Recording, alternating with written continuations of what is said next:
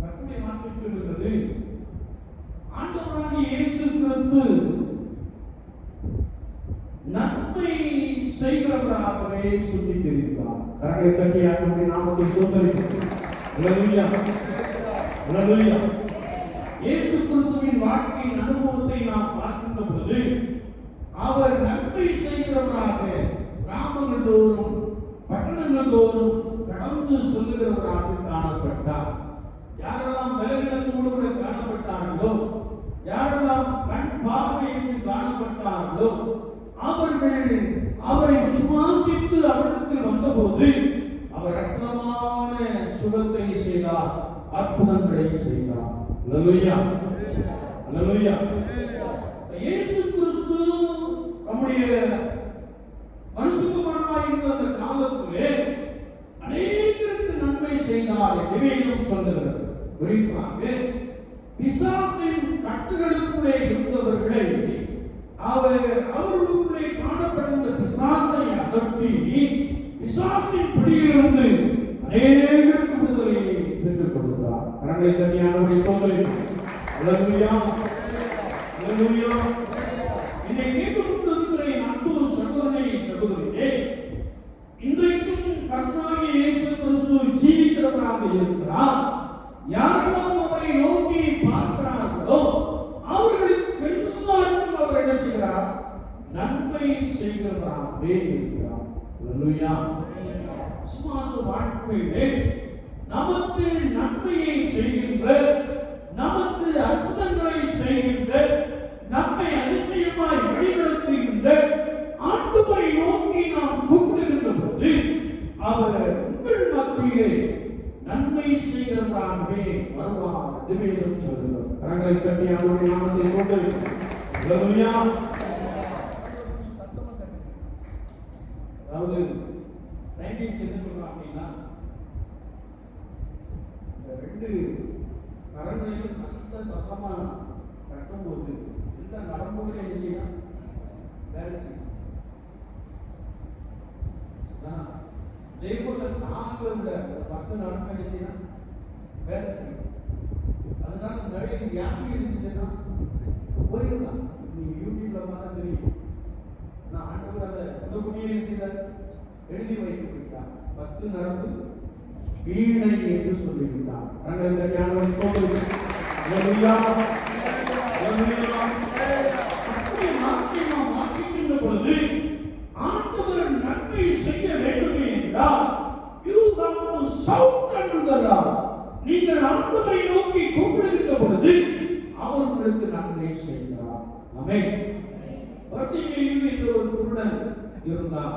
வேதம் சொல்கிறது, அவன் வெகு நாட்களாக பார்வை இல்லாதவனாக காணப்பட்டான். ஆனால் அவன் இயேசுவை குறித்து கேள்விப்பட்டிருந்தபடியினாலே இயேசு அப்படியே வருகிறார் என்று சொன்ன மாத்திரத்திலே, ஆண்டவரே தாவீதின் குமாரனே எனக்கு இரங்கும் என்று கூப்பிட்டான். நம்மள மாதிரி ஆட்கள் நிறைய இருக்காங்க. அவங்க அவனை பார்த்து கூப்பிட்டு போயிட்டு நீதான் கூப்பிட்டு ஆண்டவர் என்ன செய்யப்பட்டாரு? கேட்க மாட்டாரு, அதற்கினான் அப்படின்னு வசனம் சொல்லுது இல்லையா? ஆனா வேதம் சொல்லுகிறது அவன் உன்னிலும் அதிகமாய் கூப்பிட்டான் என்று கர்த்தருடைய வார்த்தை சொல்லுகிறது. அல்லேலூயா. என்னை கேட்டுக்கொண்டிருக்கிற அன்பு சகோதரனே, சகோதரியே, அவன் உன்னிலும் அதிகமாய் கர்த்தராகிய இயேசு கிறிஸ்துவை நோக்கி கூப்பிட்டபோது கர்த்தருடைய வசனம் சொல்லுகிறது, இயேசு நின்றார். கரங்களை தட்டி ஆண்டவரை ஸ்தோத்திரிக்கிறோம். அல்லேலூயா, அல்லேலூயா. நீ கூப்பிடலன்னா இயேசுப்பா அடுத்த வீட்டுக்கு என்ன செஞ்சிருவாரு? வசனம் இல்லையா? ஒன்னில் அதிகமாய் கூப்பிட்டான், ஒன்னில் அதிகமாய் கூப்பிட்டான். நம்ம அதிகமாக கூப்பிடுங்க, சத்தமாக கூப்பிடுங்க அப்படின்னா நம்ம கிணத்துக்குள்ள என்ன செய்யணும்? இறங்கி கேட்கணும் இல்லையா? சத்தம் என்ன செய்ய மாட்டேங்குது. நீங்க வெளியே பேசுறது நான் சிலது கேட்கும். வெளியே பேசுறது நல்ல வாய்ப்பிலேயே என்ன செய்யணும்? பேசணும் இல்லையா? ஆனா ஆலயத்துக்கு வந்தவங்க என்ன செய்யணும்? ஆனா ஏசாயா தீர்க்கதரிசி நம்மளை பார்த்து நல்லதே சொல்லிட்டார். உடுத்து நான் ஆகி அப்படின்னு சொல்லிட்டேன். என்ன உள்ள வந்தவொன்னு ஒடிக்கிறோம், ஆகி வெளியே பண்ணுவோன்னு உலகத்துக்குள்ள போனவன அல்லாம என்ன செய்யணும்? சத்தம் ஏன் கட்டி மாற்றி நாம் வாசிக்கின்ற பொழுது நான் உண்மையாகவே ஆண்டவராகிய இயேசு கிறிஸ்துவை நோக்கி கூப்பிடுகின்ற பொழுது அவர் பலத்த அற்புதங்களை செய்கிறார். வேதம் சொல்லுகிறது, இயேசு நின்று அவனை அழைத்து வரும்படி சொன்னார். உடனே எல்லாரும் சொன்னாங்க, இயேசு உன்னை கூப்பிடுறாங்க, இயேசு உன்னை கூப்பிடுறாங்க. அதுக்குள்ள அவனுக்கு ஒரு பெரிய விசுவாசம் செய்தது வந்து இயேசு கூப்பிடுறான்னு சொன்னவன் பார்த்தவர்களே அவனை அழைத்து கொண்டு வந்தார்கள். வேதத்தை நாம் வாசிக்கின்ற போது ஆண்டவர் அவருடைய கண்களை கொண்டு அவருக்கு பார்வையை கொடுத்தார் என்று வார்த்தை சொல்லுது. அல்லேலூயா, அல்லேலூயா. என்னை கேட்டுக் கொண்டிருக்கிற என் அன்பு சகோதரனே, சகோதரியே, உனக்கு நன்மை வேண்டுமே என்றால் இயேசு கிறிஸ்து நன்மையை கொடுக்கும்படியால், இயேசு கிறிஸ்து அற்புதங்களை செய்யும்படியால் உனக்கு அருகாமையில் என்ன செய்கிறார்? இருக்கிறார். You have to cry unto the Lord. நீங்க ஆண்டவரை நோக்கி சத்தமிட்டு என்ன செய்யணும்? கூப்பிட வேண்டும். கூப்பிடுகின்ற பொழுது இயேசு கிறிஸ்துவுடைய வாழ்க்கையிலே பலத்த அற்புதங்களை செய்கிறார். விசுவாசிக்கிறீர்கள்? சத்தம் அல்லேலூயா சொல்லலாம். அல்லேலூயா. ஆண்டவர் நன்மை செய்கிறவர். இரண்டாவதாக நாம் இந்த பகுதியை வாசிக்கின்ற பொழுது வானத்திலிருந்து மழைகளையும் செழிப்புள்ள காலங்களையும் நமக்கு தந்து என்று வசனம் சொல்லுது. ஆமென். மழையை தருகிறவரையா நம்ம சொல்லுங்க. நீங்க ரசிமத்துக்கு அவருக்கு கேட்கணும்னு நினைக்கிறீங்களோ? மழையை தருகிறவரையா கர்த்தராகிய இயேசு கிறிஸ்து. கர்த்தராகிய இயேசு கிறிஸ்து. நம்ம அரசாங்கம் சில நேரத்தில் இப்படி சொல்லி அதை நிறைய பேர் சொல்லிக்கிட்டே இருக்காங்க இல்லையா? என்ன சொல்றாங்க? சொல்லுமா, என்ன சொல்றாங்க? மரம் நட்டினா அது வருமா? மரம் நட்டினா தான் எல்லாரும் நட்டி ஒருத்தர் ஆண்டவர் தர மாட்டாங்க இல்லையா? சரி, பாலைவனம், துபாய் வந்து பாலைவனம் இல்லையா?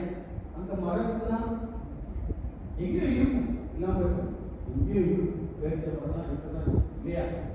ஆனா அங்க ஒரு காலமும் நடைபெறாத ஒரு பெருவெள்ளம் என்ன சொல்லிச்சு? உண்டாயிடுச்சு. எல்லாரும் டிவியில பார்த்துருப்பீங்க, யூடியூப்ல பார்த்துருப்பீங்க, பெருமழை உண்டாயிடுச்சு.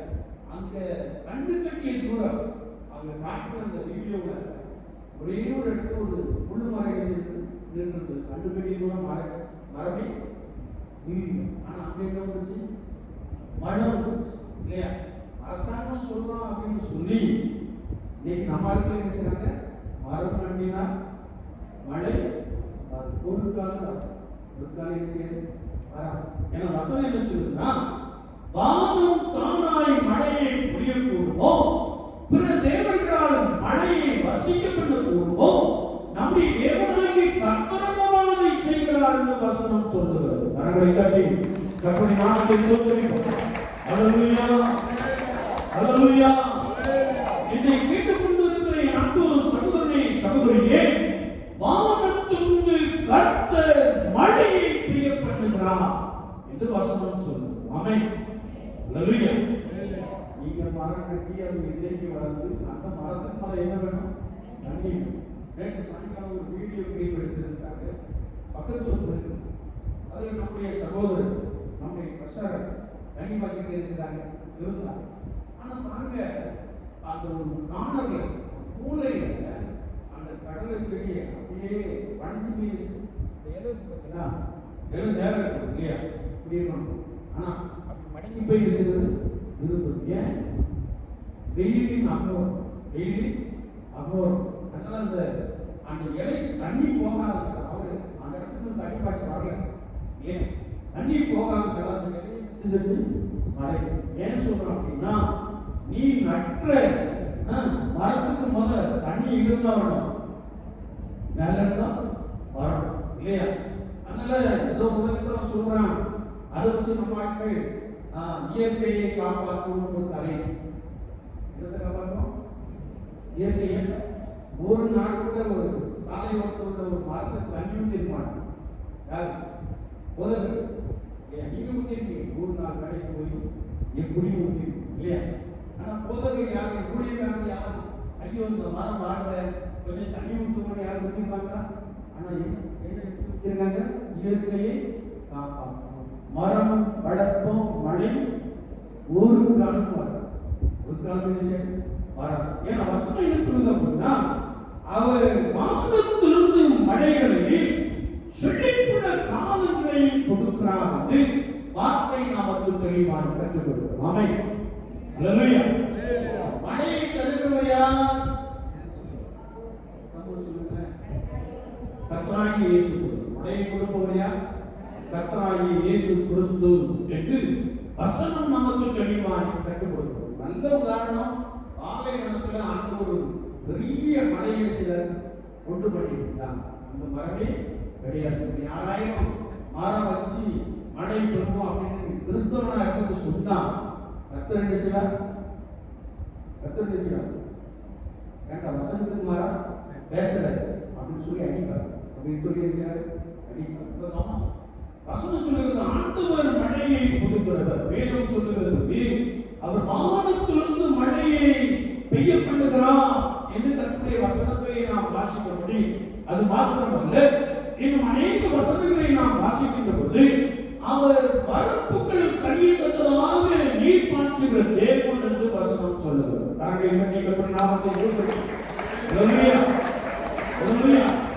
ஒருவேளை மழையிலேயே என்று சொல்லி ஆமா இதற்கு ஒரு முன்னுரிமை தராங்க இல்லையா?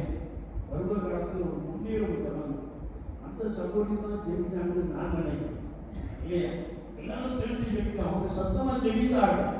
ஆனா சனிக்கிழமை பெருமழை உண்டாயிடுச்சு. ஒருவேளை நாம் ஜெயித்த பொழுது ஆண்டவரே இந்த குளங்கள் எல்லாம் தண்ணீரால் என்ன செய்யணும்? நிரப்பப்பட வேண்டும் என்ற வார்த்தையை உறுதிப்படுத்தும் என்று சொல்லி நாம் எல்லோரும் சேர்ந்து ஜெபித்தோம்.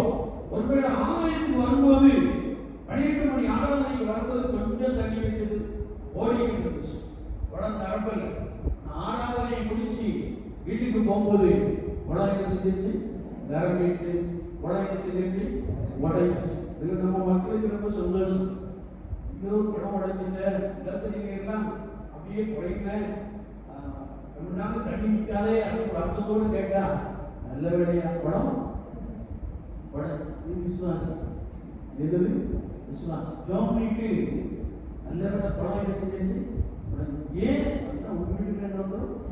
தண்ணி எவ்வளவு அரிசல் எங்க வீட்டுல தண்ணி வந்தாலும் சரி தண்ணி வராட்டாலும் சரி நிறைய சரூரம் வந்துட்டே நிறைய சரூரம் அந்த வீட்டை கட்டும்போது கரையம் பார்த்து பெருமாள் போட்டி என்ன செய்வாங்க?